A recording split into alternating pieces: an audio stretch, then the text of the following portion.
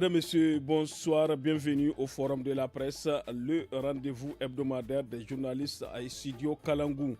3 sujets ont dominé l'actualité cette semaine.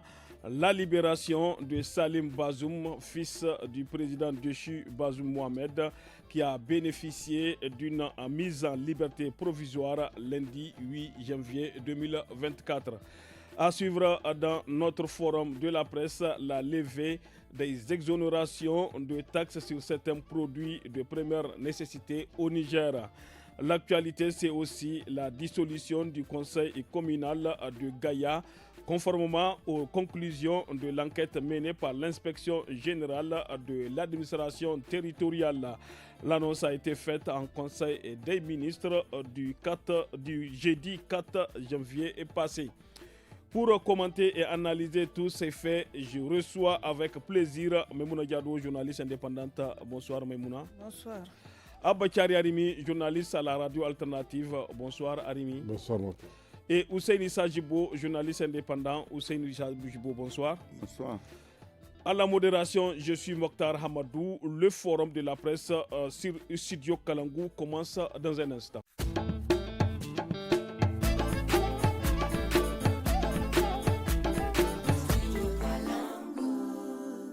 Nous le disons en titre, Salem Bazoum Mohamed, fils du président déchu Mohamed Bazoum, a bénéficié d'une mise en liberté provisoire lundi 8 janvier 2024. Maître Saïd Oud Salem, l'avocat de la famille du président Bazoum Mohamed, confirme cette libération. De son côté, le ministère togolais des Affaires étrangères indique dans un communiqué publié à la même période que le fils de Mohamed Bazoum, Salem, a été libéré à titre humanitaire suite aux négociations entre la CEDEAO et les autorités nigériennes. Memouna Diado, je sais que vous avez suivi le processus de libération de Salim Bazoum de bout en bout. Que peut-on retenir au sujet de cette libération? Bon, ce qu'on peut retenir, ou bien ce que moi je pense de cette libération, d'ailleurs, il faut noter que c'est une libération qui vient à un moment où la CEDEAO est en négociation avec, bien sûr, le Niger. Et ça a été conduit par le président togolais Faure, puisque nous savons que déjà l'avocat de la famille de Bazoum avait à un moment donné introduit la requête de libération de Salem et de l'épouse et de sa maman. Donc, bon, si c'est aujourd'hui des préalables ou bien des conditions qui ont été posées pour que les négociations puissent se dérouler autrement, et je me dis que c'est bien.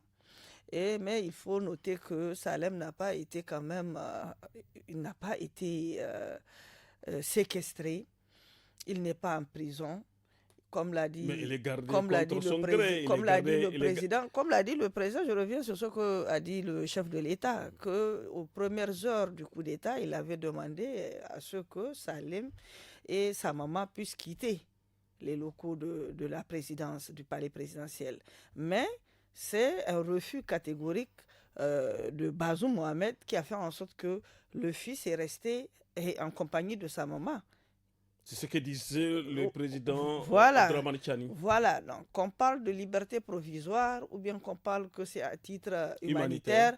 L'essentiel, c'est un jeune qui n'a rien à voir avec le coup d'État. Il doit aller continuer ses études. Bon, il est parti. Espérons que maintenant, ça va donner l'avantage aussi de revenir sur des négociations, puisque si c'est des préalables, des conditions qui ont été posées, je pense que l'une des préalables ou bien des conditions a été déjà gain de cause, puisqu'il a été en fait libéré. Même si c'est une liberté provisoire, quand même, il est libre. Merci beaucoup, Memouna Diado. Abachari Arimi, détenu avec son père renversé en juillet par un coup d'État militaire, Salem Bazoum, 22 ans, a été libéré lundi et a rejoint le Togo. Votre avis à ce sujet? Bon, je crois que chacun envie que ça bouge un peu. Entre le Niger et la Entre le CEDEAO. Niger, la CEDEAO, l'UEMOA, l'OUA, tout ça, l'UA, tout ça, l'opinion internationale. Je crois que cette affaire a trop duré et donc il faut que ça bouge. Que ce soit le CNSP qui le libère, que ce soit la justice, que ce soit à titre provisoire ou vraiment humanitaire, l'essentiel est que aujourd'hui quelque chose a bougé. Maintenant, les Nigériens s'attendent à ce que de l'autre côté aussi quelque chose... Donc cela confirme qu'il y a réellement des négociations en cours, contrairement au dire de certains médias internationaux. Et je crois que chacun est sous pression d'ailleurs. J'ai vu le ministère des Affaires étrangères togolais a fait son communiqué. Le ministère du Nigeria des Affaires étrangères a fait un communiqué. J'ai vu même un communiqué qui dit aussi que la première dame, l'ancienne première dame, a été aussi libérée. Donc, en tout cas, la volonté y est apparemment. Maintenant, le peuple nigérien, qui reste sous pression, bien qu'il reste digne, bien qu'il reste résilient, le peuple nigérien est sous pression parce que les frontières sont fermées, parce que le voisin du Sud a coupé son électricité et que certainement nous sommes en train de consommer de l'électricité un peu chère, certainement, parce que à plus de 80%, c'est à partir des groupes électrogènes que ça part. Et donc, il faut que quelque chose bouge, puisque il a été dit à plusieurs reprises que c'est le CNSP qui reste fermé. Aujourd'hui, ça a bougé, à mon sens, et on a la preuve qu'il y a des négociations entre les partis. Et donc, vraiment, que quand on parle de négociations, tu lâches un peu, je lâche un peu. On va voir jusqu'où la volonté de la CEDEAO va aller. Et je pense qu'il faut se consacrer plutôt à l'après-transition, à la transition elle-même et à l'après-transition. Parce que fondamentalement, aux yeux de l'opinion internationale, et même à nos yeux, la véritable transition n'a pas encore commencé parce que l'agenda est resté suspendu aux négociations, mais aussi, bien sûr, à cette affaire de conseil consultatif qui sera mis en place. Bon, je ne sais pas s'ils vont l'appeler ainsi. Mais voilà quoi. Donc, c'est un petit truc qui vient faire bouger un peu les lignes. Et les Nigériens avaient envie de le savoir. Bon, l'opinion internationale aussi, quoi. Merci beaucoup, Abakar Arimi Ousseini Sajibo. Selon une décision du tribunal militaire de Niamey, Salem Bazoum a bénéficié d'une liberté provisoire du juge d'instruction du tribunal militaire en date du 8 janvier 2024. À charge pour lui de répondre à la justice dès qu'il sera requis. Et quelle est votre opinion sur ce feuilleton judiciaire? Mais moi, je vais dire d'abord que ce n'est pas un feuilleton, c'est un faux feuilleton judiciaire. Selon vous? Bien évidemment. Si quiconque a écouté Tchani, il dit que le lendemain du coup d'État, il a envoyé quelqu'un de proche pour leur dire la femme et l'enfant peuvent s'en aller. Il a dit lors d'une interview qu'il a accordée à la télévision nationale. Voilà, ils peuvent s'en aller. Et ils ont décidé de rester avec leur paternel, n'est-ce pas? Ensuite, on a vu un peu les péripéties parce que, bon, je ne sais pas c'est quoi qui a maintenu. Parce que d'habitude, quand il y a ce genre de coup d'État, on a connu plusieurs coups d'État, n'est-ce pas? Au karma, la famille n'est pas inquiétée. C'est juste le président qui est inquiété. Cette fois-ci, ils ont décidé de rester ensemble. Il y a eu le procès à Niamey où il a été décidé de le libérer, où le juge a décidé de sa libération. L'affaire allait jusqu'à la cour de la CEDEAO, n'est-ce pas? En fin de compte, c'est à 20h, il fallait encore reprendre l'acte. Le tribunal militaire a posé l'acte consistant à le libérer. Bien évidemment, quand les gens parlent de ils sont emprisonnés, moi je dis ils ne sont pas emprisonnés parce qu'ils ne sont pas en prison. C'est différent. Mais ils sont pas quand même libres de leur mouvement. Ils sont quand même dans le lieu le plus intéressant qu'on puisse, là où on peut vivre. C'est quand même la présidence de la République. C'est quand même le lieu, en tout cas, on peut considérer que c'est le lieu le plus important, en tout cas, la résidence la plus importante dans un pays. Oui, mais ils ils ne sont pas libres de leur mouvement. Oui, mais libres de leur mouvement, comment peuvent-ils être libres? Quand il s'agit de la femme et de l'enfant, ils pouvaient être libres de leur mouvement. Mais ils ont décidé de rester ensemble, n'est-ce pas? C'est ça qui a été dit, c'est ça qui a été entendu, et Tchani aussi a confirmé cela. Aujourd'hui, parce qu'avec, comment dirais-je, l'usure du temps, et puis bon, ils ont estimé ils ont compris qu'il fallait s'en aller. Ça s'inscrit un peu dans le cadre des négociations, n'est-ce pas? Comme Rémi vient de le dire, n'est-ce pas? Parce qu'il y a eu des émissaires de la CEDEAO qui sont venus dans la première semaine, la semaine dernière, et c'est suite à ça que, bon, il y a eu l'acte d'élargissement du fils. Peut-être l'élargissement aussi de la dame va intervenir. Mais moi, je vais dire une chose, c'est que aussi la CEDEAO aussi montre une preuve, parce que vous n'allez pas demander à chaque fois sans pouvoir montrer de votre côté. De l'autre côté, qu'on fasse des concessions. Mais qu'on fasse des concessions, bien évidemment. On ne peut pas continuer à dire faites ça, faites ça.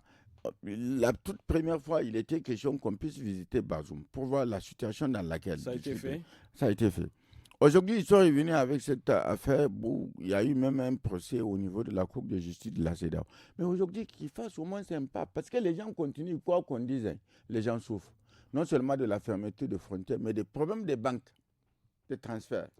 Ça, c'est important. L'accès à la liquidité. Mais bien évidemment, ça, c'est un gros problème, parce que ce n'est pas un problème qui concerne, ce n'est pas uniquement le gel de fonds de l'État. Les privés même sont concernés et il y a beaucoup de choses qui sont bloquées du fait de cette situation-là. Il va falloir qu'ils songent au moins à dire, bon, on va quand même un peu décanter la situation au niveau des banques pour permettre aux citoyens de souffler. Mais on n'a pas l'impression que quelque chose a changé.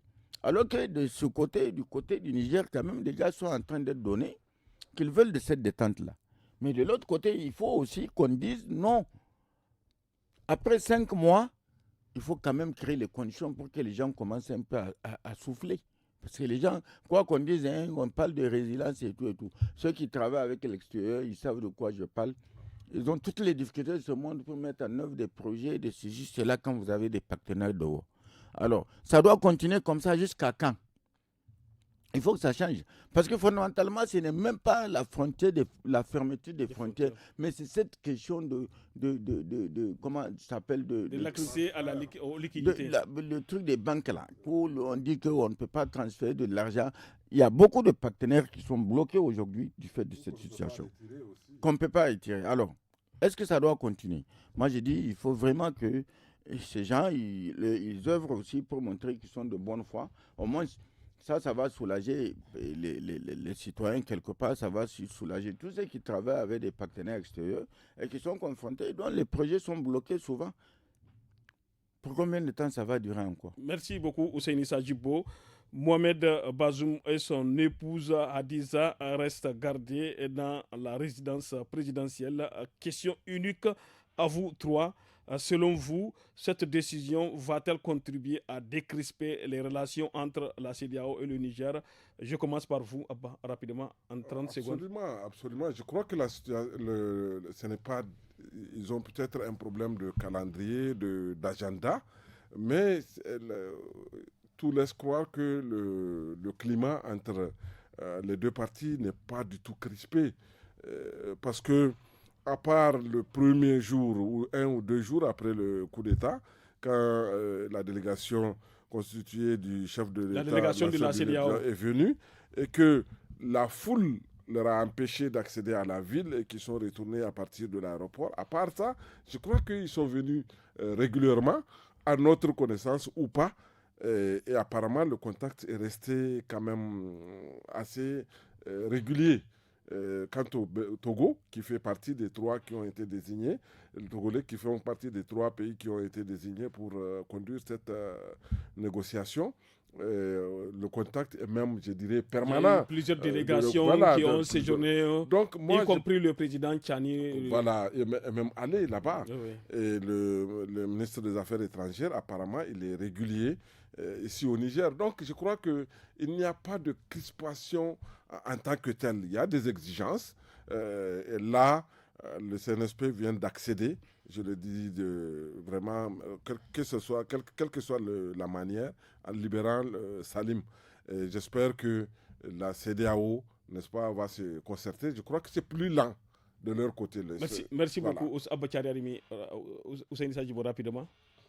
Rapidement, on attend aussi de leur côté la détente. Moi, je dis c'est important. Parce que, imaginez, la dernière fois, j'ai suivi sur RFI où Serge Daniel dit qu'on a décidé du report. Et j'ai vu ce matin, j'ai lu sur les réseaux sociaux que c'est faux.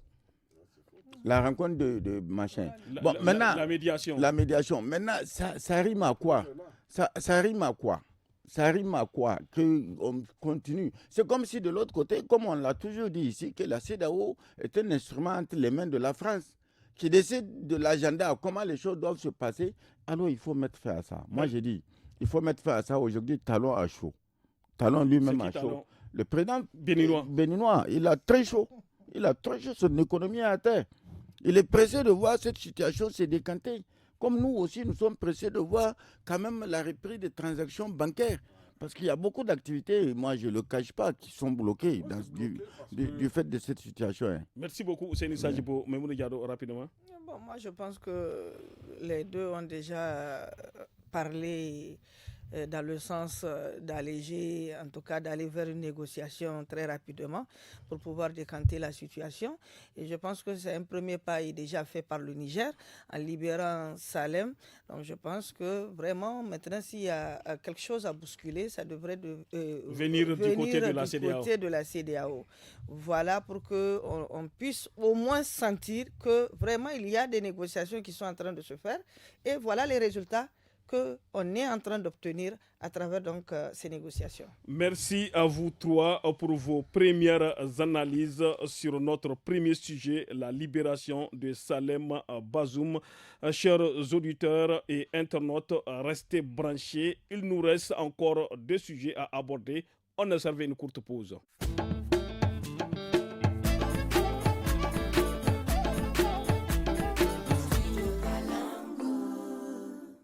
Passons à présent au deuxième sujet du forum de la presse du studio Kalangou. Une circulaire du ministère de l'économie et des finances publiée le 2 janvier informe la population nigérienne sur la levée de la mesure de réduction de la base taxable de 10 produits alimentaires. Selon le document, le riz, l'huile alimentaire, bouillon, préparation alimentaire, farine de blé, pâte alimentaire, lait concentré de tomates et conserve de sardines sont les produits concernés par la mesure. En vigueur depuis le 1er octobre, cette mesure a pris fin le 31 décembre 2023. Abachari Arimi. En vigueur depuis le 1er octobre, cette mesure a pris fin le 31 décembre 2023. Qu'est-ce que cela pourrait changer dans la vie et les habitudes alimentaires des Nigériens dans les jours à venir?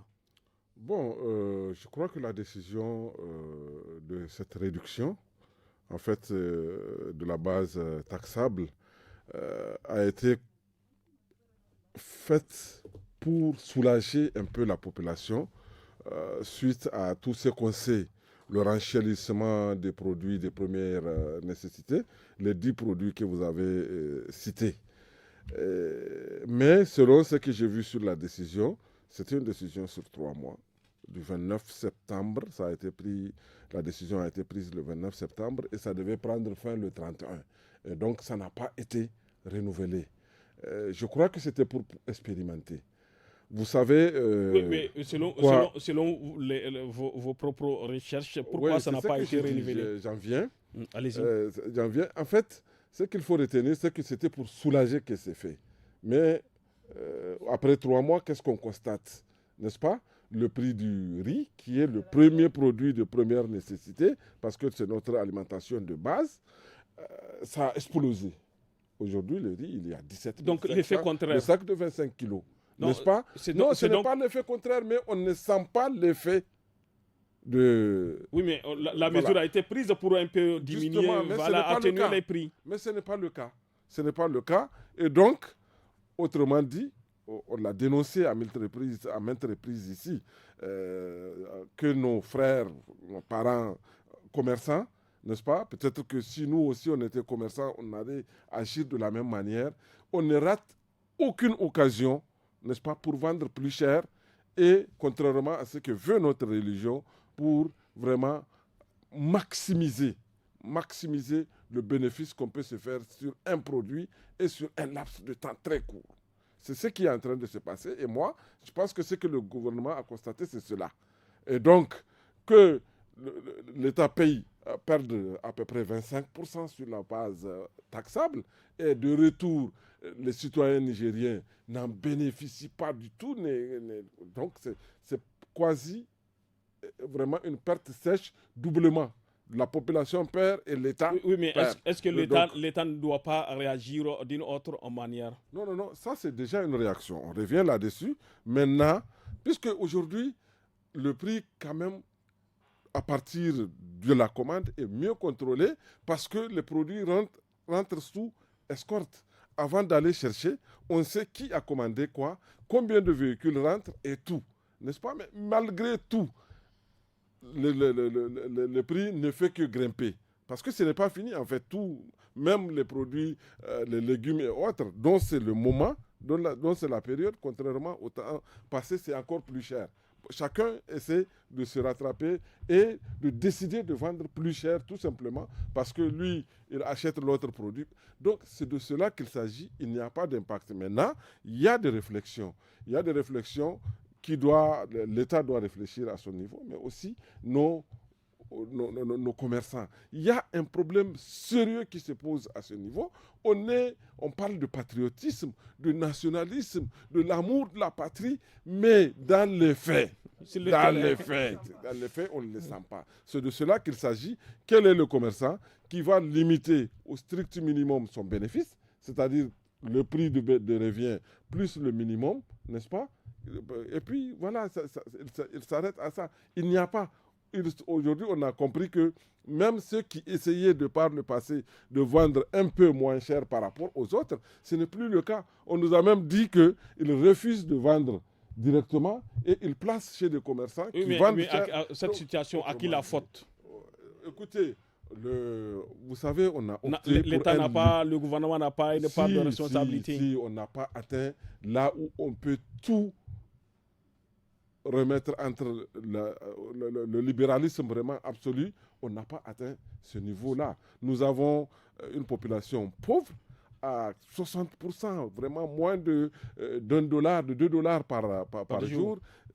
C'est vraiment la marge inexistante. Les prix doivent être nécessairement contrôlés. Et c'est pourquoi moi j'ai été très d'accord avec des structures comme la COPRO, n'est-ce pas, chez qui on peut aller au moins savoir qu'est-ce qu'un produit normal peut coûter. Rien n'a changé. Ça s'est aggravé. N'est-ce pas? Ça devait être là. Aujourd'hui, c'est le cas. C'est-à-dire le savon qui se vend à 100 francs. À l'époque, c'était 75 francs, et plus 1 franc, quelque chose comme ça. Ça se vend au même prix à Niamey et à Bilma. Pourtant, c'est de Niamey que c'est transporté. Même le prix de transport est géré et assumé par tout le monde. Non, par tout le monde en fait. Parce que même l'État, quand il fait ça, c'est juste qu'on partage le prix entre les derniers consommateurs que nous sommes. Donc c'est de cela qu'il s'agit et il nous faut créer des conditions de ce genre, contrôler le prix nécessairement. Et aujourd'hui, l'expérience nous a montré qu'on a bien fait de ne pas tout privatiser. Si la Nigélec était privatisée, avec cette crise, on était mort. Merci beaucoup. Si la Sonidep était privatisée, on était mort. On n'allait même pas pouvoir se déplacer. Merci beaucoup, Abba Karimi. Donc, c'est de cela. Et on attire l'attention. C'était les mêmes institutions internationales qui nous ont imposé la privatisation des sociétés publiques et on doit revenir là-dessus dans la mesure du possible. Le problème qui se pose au niveau de la scène, on doit saisir la balle au bon. Parce que sinon, on ne va pas boire. Il y a des pays où même l'eau potable à boire dans la capitale, ça cause encore problème. Merci Donc, beaucoup, on Abou Karimi. doit tout faire pour élargir l'accès à l'eau potable de nos populations dans le monde rural, au lieu de vendre ça et revenir, même à Niamey, tu ne vas pas boire l'eau. Merci beaucoup, Abou Karimi. Hussein Issa Djibo, le gouvernement nigérien a également adopté un projet de décret pour réhabiliter la taxe sur la terminaison du trafic international entrant Tati, fixant le tarif minimum d'un appel international à destination du Niger selon un communiqué lu à la télévision nationale. Quelles sont les véritables attentes des Nigériens à ce sujet? Vous savez, ces histoires-là, les Nigériens sont grigés tout simplement. Ces histoires de téléphone. Grigés par qui? Mais par les compagnies, s'il te plaît. Mais qui peut griger les Nigériens? Ce n'est pas les compagnies qui offrent, c'est les opérateurs de téléphonie et autres. C'est l'un des rares pays de la sous-région où la téléphonie coûte cher, où l'Internet coûte cher. On est dedans, dans cette situation-là. Et les gens voient, ils acceptent. Il y a aussi certains qui pensent aussi qu'il y a la mauvaise qualité oui, mais bien évidemment, de service. Mais bien évidemment, il y a la mauvaise qualité, il y a tout et tout. Il y a des jours où tu ne peux même pas appeler. Tu appelles 4-5 fois. Ça ne passe Alors, pas. ça ne passe pas. Alors, tu vas te retrouver dans une situation. Est-ce que ça, c'est un service? Mais parce que tout simplement, quelque part, je me dis, OK, on laisse les consommateurs à la merci de tous ces opérateurs qui sont là. Maintenant, venir comme ça, théoriquement, dire qu'on a pris un acte pour faire ceci, cela, terminaison, machin, tout ça, c'est pas ça que les gens attendent. Les gens attendent des diminutions concrètes, n'est-ce pas? Les gens attendent que... Sur les frais de communication... Mais bien évidemment, aujourd'hui, tu mets 1000 francs, tu fais 2 appels, on te dit tu n'as plus rien. Tu mets un méga dans ton téléphone, dans ton machine, tu envoies 2 messages ou quelque chose comme ça. On te dit après que c'est fini. Alors, on est dans quel pays ça? C'est l'un des rares pays où les gens vivent cette situation-là. Ou quand tu vas dans d'autres pays, même de la sous-région Burkina, Mali, Sénégal. Donc, selon vous, l'Internet est un luxe pour les Nigériens? Mais c'est un luxe, mais parce que c'est cher. Mais attends, 500 francs pour mettre la connexion, 500 francs pour mettre un méga. Alors que quand tu vas dans d'autres pays, tu peux mettre pour 1000 francs, ça va te faire pratiquement 4-5 jours. N'est-ce pas? Même pour télécharger un document, il y a des documents, quand tu veux le télécharger, ce n'est pas avec 500 francs que tu peux télécharger un document. Est-ce que ça, c'est normal? Dans un pays pauvre, dernier de la planète en termes d'indice de développement humain. Et tout à l'heure, quand je vais répondre sur ce qu'Arimé a dit. Allez-y, rapidement. Rapidement, je vais dire, quand on a fait la détaxation, la base taxable à 25, ça a servi à quoi? Ça a servi, on a permis enrichir les commerçants, bien évidemment. Parce que quand l'État a mis, c'est pour qu'on puisse maintenir les prix initiaux qui étaient là en vigueur à l'époque. Mais ça n'a pas été le cas. Les commerçants sont venus, ils ont dit, nous, ça nous coûte des choses comme ça. Alors qu'ils ont eu beaucoup de facilité. Y compris quand on prend les marchandises, ils sont scottés jusqu'au Niger. Il y a beaucoup de taxes qu'il faut payer sur la route qui n'étaient pas payées pendant toute cette période-là. Qu'est-ce qu'on a gagné dedans? Alors, mais maintenant, c'est à quoi il faut s'attendre? C'est que les commerçants vont encore augmenter les prix. Non, ils vont augmenter. Le riz, tout à l'heure, Aribi dit que ça fait 17 000. Avec la levée de cette mesure-là. Ils vont se dire non, ils vont augmenter. Oui, mais quelle sera la véritable solution à ce niveau? La solution, c'est taper du poing sur la table. Mais qui doit taper sur l'État, du poing? L'État doit mettre le commerçant au pas. Il faut mettre un mécanisme de contrôle en place. Les gens ne doivent pas crier pour dire qu'il y a la chasse aux sorcières. Quelle chasse aux sorcières? Par rapport à quoi? Vous ne pouvez pas, dans un contexte difficile, vous ne voyez que vos intérêts. Pendant que la situation financière des citoyens n'a pas évolué, il n'y a pas une amélioration par rapport aux revenus des populations. Mais comment on peut laisser que des gens, parce que je suis commerçant, je raconte des histoires. Le sac de riz qu'ils te vendent aujourd'hui à 17 000, peut-être qu'ils l'ont acheté à 4 000 francs ou 3 000 francs. Au Burkina Faso, allez-y, vous allez constater le sac de 25 kilos, combien ça coûte. Pourquoi? Quelle est la différence entre le Burkina et nous? En termes de trajet même, ça fait quoi?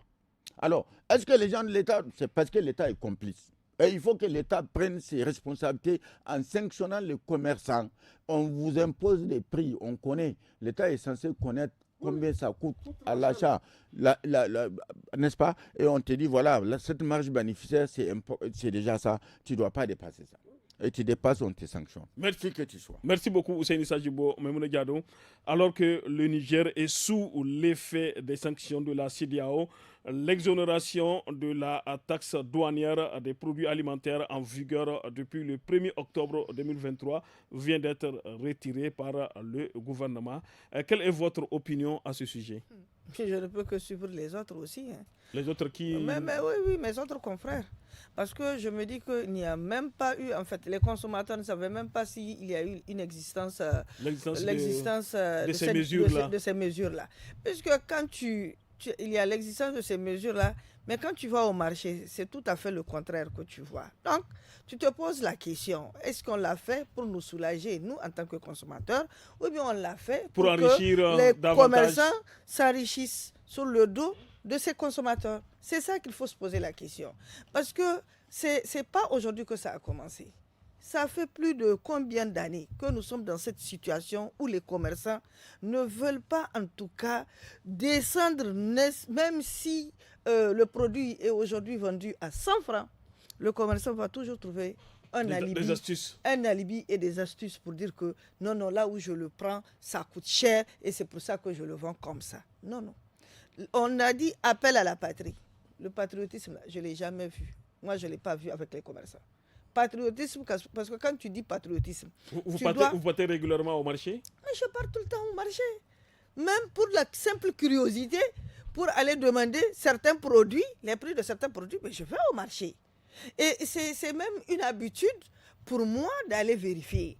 Le sac de 11 000 ou 10 000 ou 9 000... Sac de riz.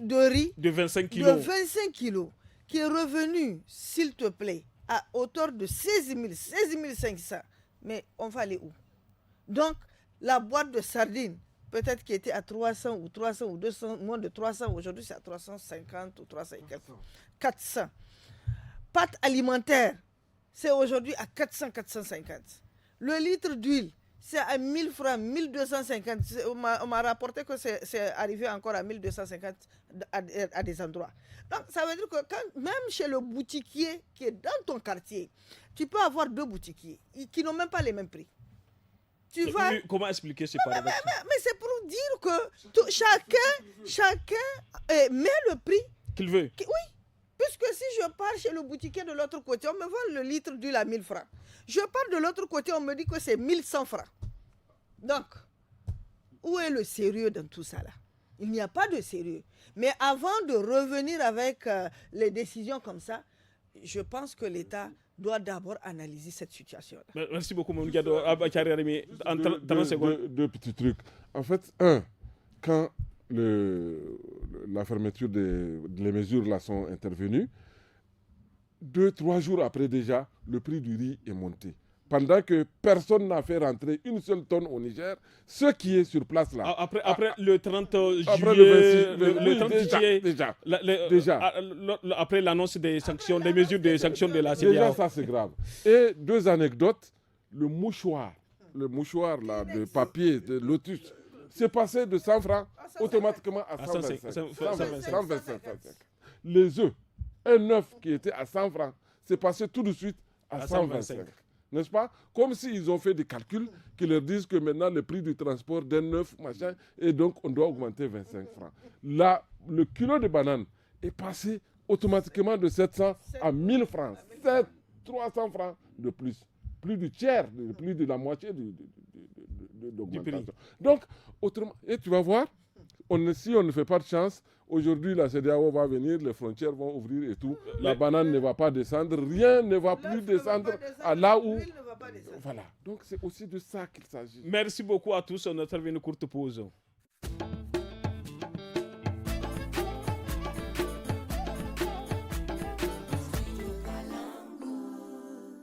Le Conseil des ministres du jeudi 4 janvier passé a annoncé la dissolution du Conseil communal de Gaïa, conformément aux conclusions de l'enquête menée par l'inspection générale de l'administration territoriale. Le communiqué officiel expose des dysfonctionnements graves dans la gestion de certaines collectivités territoriales, en particulier celle de Gaïa. Ousseini Sajibo, Cette annonce intervient dans un contexte où, depuis 2 ans, le maire et une partie des conseillers municipaux de Gaïa ont éprouvé des difficultés à parvenir à un consensus sur divers points, y compris l'adoption du budget selon des sources locales. Votre analyse? D'abord, on aurait dit tout dissoudre. À partir du moment où on a... tous les conseils régionaux, communaux, on aurait dit tout dissoudre, normalement. Et puis mettre des administrateurs délégués, on est dans un contexte d'exception. Pourquoi on va maintenir des gens qui sont là?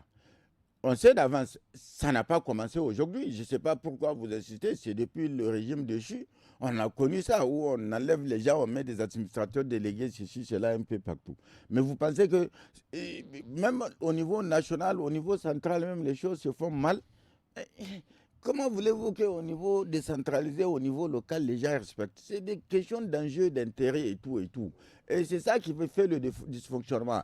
Où le maire s'entoure avec ses proches collaborateurs, il décide de ce qu'il faut faire pendant que les autres conseillers sont là.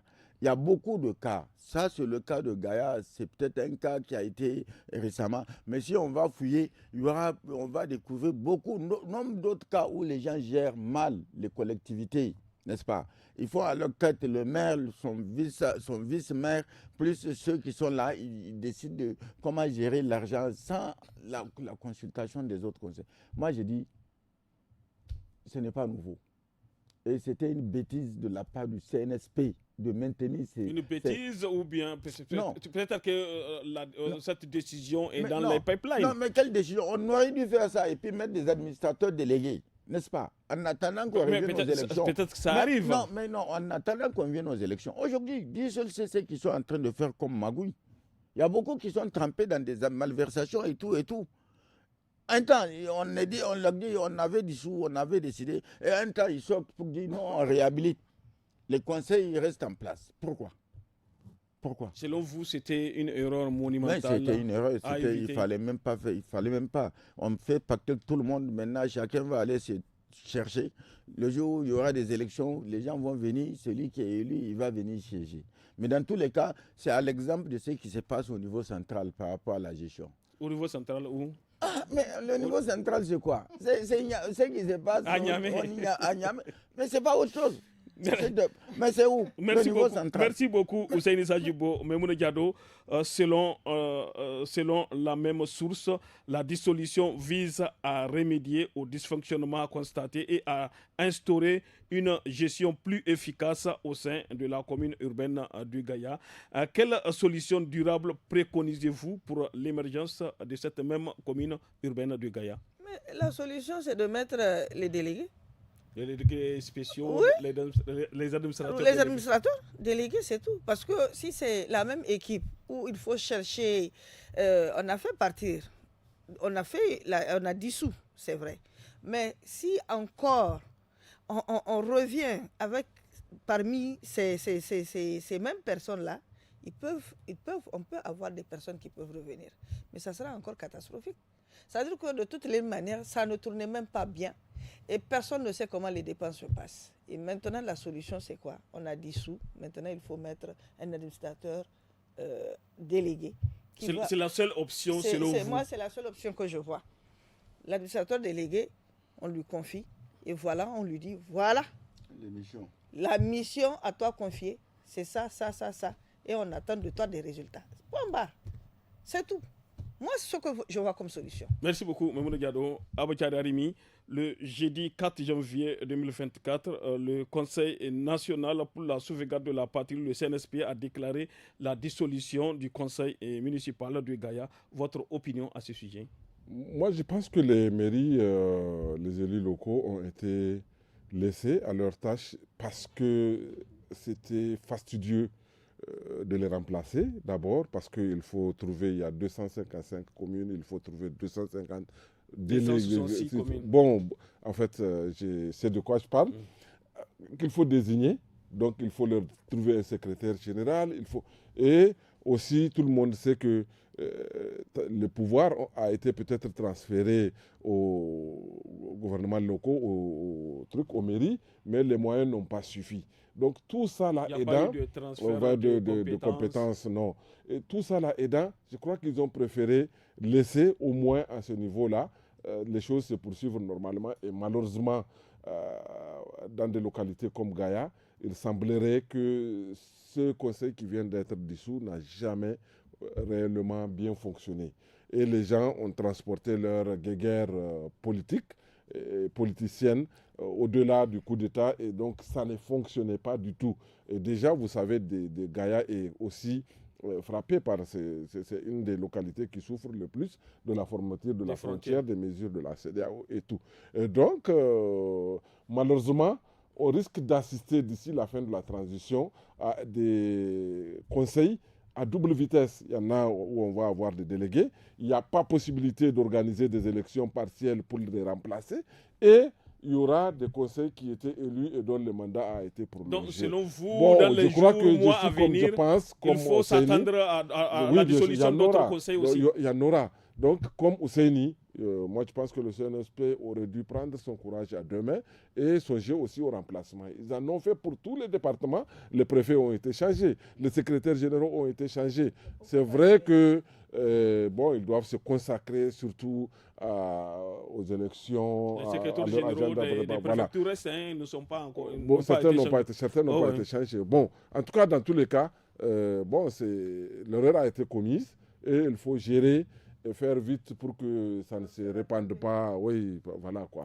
Il faut trouver le moyen de mieux gérer ça, je crois. Ousseini Sadjibo, à votre avis, qu'est-ce que les habitants de la commune urbaine de Gaïa peuvent espérer après la dissolution du conseil communal? Mais qu'est-ce qu'ils peuvent espérer? Est-ce qu'ils ont espéré déjà quelque chose? C'est leur commune. Non, mais est-ce que les gens travaillent, s'il te plaît? Regarde la saleté, même quand tu regardes Niamey, s'il te plaît. On parle de Gaïa, pas à Niamey. Mais moi, je te prends un exemple que tu as sous les yeux. Niamey et ça. Alors, bien évidemment, quand tu vas, tu vois comment les caniveaux, quand on enlève, c'est la même chose un peu partout. Qu'est-ce que les populations attendent? Les populations... Vous attendez aussi que le conseil au niveau de la ville de Niamey aussi les populations soit dissous? Je vais dire une chose. Voilà. Vous n'avez pas la parole. Je vais dire une chose. Les populations, c'est des bruits pour manger au quotidien.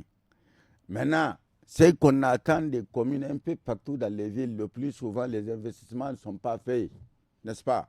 Je dis sous contrôle partout, hein. C'est plus l'État central qui fait les investissements, les gros investissements. Même les travaux d'entretien qu'on attend de ces communes-là, souvent, ce n'est pas les communes qui font. Parce que tout simplement, les gens, ils préfèrent mettre l'argent dans leur poche que de l'investir pour améliorer le cadre de vie de leurs concitoyens. Aujourd'hui, tu vas dire, qu'est-ce que les gens attendent? Ils attendent quoi? Ils attendent la fermeture, l'ouverture peut-être de la frontière avec... Ils vont faire leurs activités tranquillement. Et le fonctionnement de leur commune, le fonctionnement régulier? Quel fonctionnement régulier?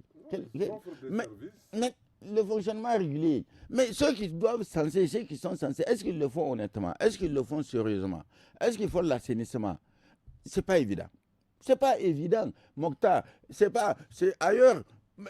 Et puis même quand tu interpelles, on dit tu peux interpeller un maire ou un conseil, mais ça va changer quoi? Il va peut-être tout au plus t'écouter et il va continuer à faire la même chose. Parce que tout simplement, les gens décident en fonction de leurs intérêts. Les investissements qui doivent être faits, les gens ne les font pas. En fait, on dit, comment il s'appelle, plan d'investissement ou plan communal de ceci, cela. Mais on fait ça, mais dans la mise en œuvre, il n'y a rien. Après, à la fin, on fait dans un document ce qu'on a atteint comme réalisation. Alors que c'est faux, il n'y a rien. Est-ce que c'est ça? C'est ça qui est attendu de ce conseil-là. Merci beaucoup, Ousseini Sadjibo. Memouna Diado, à votre avis, qu'est-ce que les habitants de la commune urbaine de Gaïa peuvent espérer après la dissolution de leur conseil communal? Ils peuvent espérer, ou bien ils vont continuer à payer les taxes.